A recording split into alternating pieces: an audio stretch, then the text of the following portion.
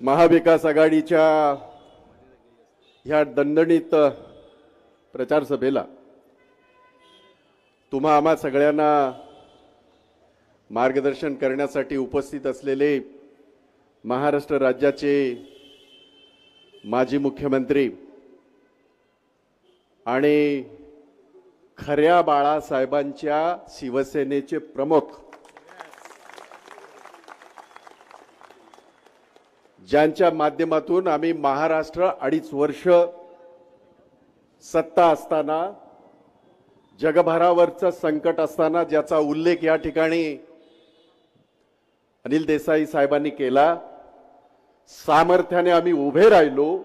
नुसते उभे राहिलो नाही तर जगभरामध्ये मुंबई आणि महाराष्ट्रासारखी कोरोनामध्ये असलेली सेवा कोणीच देऊ शकलं नाही हे त्यांना सांगावं लागलं विरोधकांना.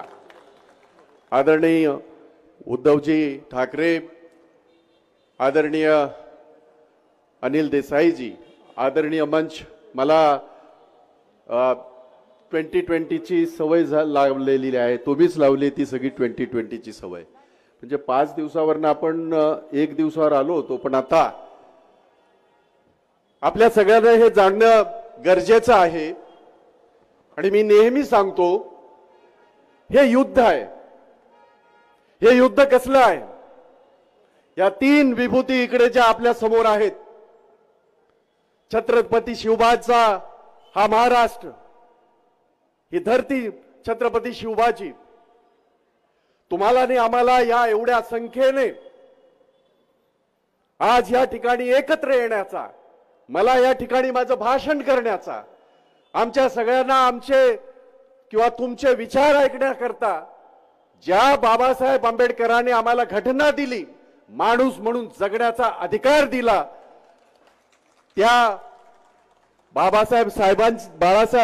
बाबासाहेब आंबेडकरांचा मूळ गाव असलेली ही आमची, त्यांची ही धरती, आणि ज्या बाळासाहेबांनी तुम्हाला आणि आम्हाला जगभरातल्या आमच्या मराठी बांधवांना अभिमानाने जगायला शिकवलं, त्या बाळासाहेब साहेबांची ही धरती. मला या ठिकाणी मुद्दाम सांगावंसं वाटेल, मैं जो युद्ध की बात कर रहा हूं वो युद्ध क्या है? वो युद्ध है जो लोकतंत्र इस देश में पिछले 75 साल से आप और हम देख रहे हैं, हम जी रहे हैं. आज वो लोकतंत्र तकलीफ में है. जिस संविधान की मैं बात कर रहा हूं, डॉक्टर बाबा साहेब आंबेडकर के संविधान की बात कर रहा हूं, आज वो संविधान तकलीफ में है. इसके लिए ये युद्ध है. ये लोकतंत्र बचाने का युद्ध है, ये हमारा संविधान बचाने का युद्ध है.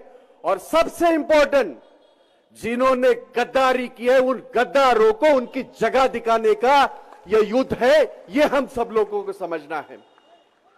और इसलिए मैं यकीन के साथ ये कहना चाहता हूं, मैंने 50-55 साल मैंने भी मुंबई में निकाले, और आज ये मुंबई, इसका मतलब होता है एक छोटा हिंदुस्तान. मुंबई में जो भी कोई आता है अपना हो जाता है.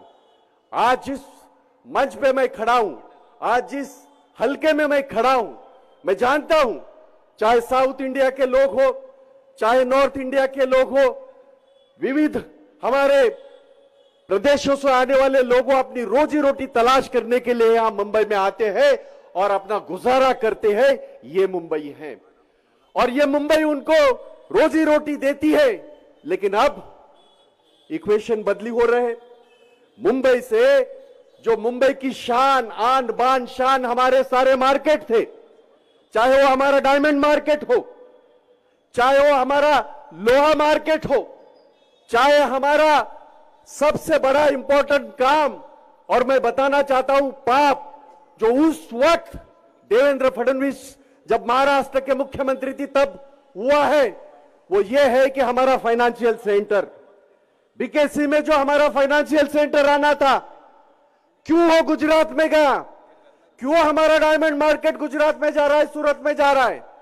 क्यों हमारा लोहा मार्केट गुजरात में जा रहा है क्योंकि उनको मुंबई का महत्व कम करना है, उनको मुंबई का महत्व कम करना है।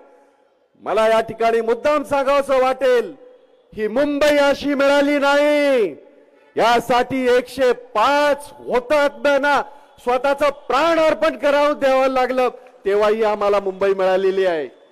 पर वो गुस्सा इनके दिमाग में, इनके दिलों में है, और आज वहां जो बैठे डिक्टेटर की तरह, एक हुकुमशाह की तरह, वो वहां से सारे हिंदुस्तान को देख रहे, आंख रहे। ये गलती मुंबई के बारे में और महाराष्ट्र के बारे में ना करना। इस महाराष्ट्र ने साबित किया है, जब भी किसी ने महाराष्ट्र को और मुंबई को टेढ़ी आंखों से देखा है, उनकी आंखें वक्त आएगा तो फोड़ने का काम भी हम कर सकते हैं। यह मुंबई ने और महाराष्ट्र ने इसके पहले भी दिखाया है, और इसलिए हम सारे लोगों का फर्ज बनता है इन गद्दारों को इनकी जगह दिखाने के लिए। ताज्जुब इस बात का है, बाला साहब ठाकरे जी ने ना धर्म देखा, ना जात देखा, ना कोई पंथ देखा, बस इन लोगों को एक टीका लगा के नेता बना दिया। और कहां से, गली में कहां कहां काम करते थे मुझे पता नहीं, आपको पता है, मुझे भी पता है।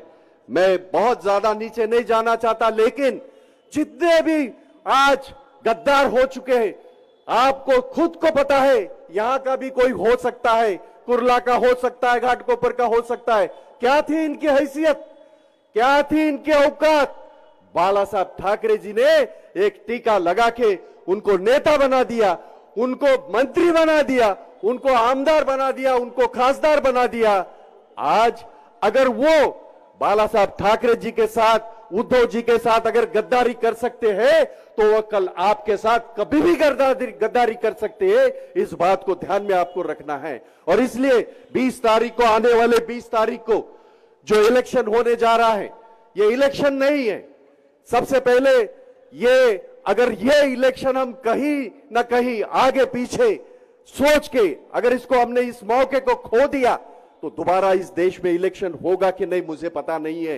ये मैं नहीं कह रहा हूं, ये जितने भी एक्सपर्ट्स हैं, जितने भी राजनीतिक बहुत बड़े ये है भविष्य बताने वाले हैं, वो भी यही कह रहे हैं कि ये, अगर ये चुनाव हम ठीक तरह से नहीं जीत पाए, इस चुनाव में हमने इस राक्षस को, अपने जो हमारे गर्दन पे बैठा है, उसको अगर मिट्टी में नहीं मिला दिया, तो आगे चुनाव होंगे कि नहीं होंगे इसकी कोई गारंटी नहीं। और इसलिए आप सारे लोगों को सच्चाई का साथ देना है, असली लोगों का साथ देना है, शिवसेना के कैंडिडेट का साथ देना है, कांग्रेस के कैंडिडेट का साथ देना है, राष्ट्रवादी के हमारे कैंडिडेट है उनका साथ देना है।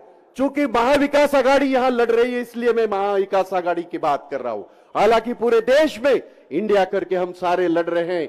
और मैं यकीन के साथ कहना चाहता हूं, आज जिस मात्रा में, जिस ढंग से आप यहां इकट्ठा हुए हैं, तो मैं यकीन के साथ कहना चाहता हूं, अब मोदी सरकार तड़ी पार, अब की बार मोदी सरकार तड़ी पार। उद्धव जी, आपने हमें बहुत बड़ा एक नारा दिया है। आज तक वो नारा देते थे और हम उनके पीछ पे खेलने की कोशिश करते थे।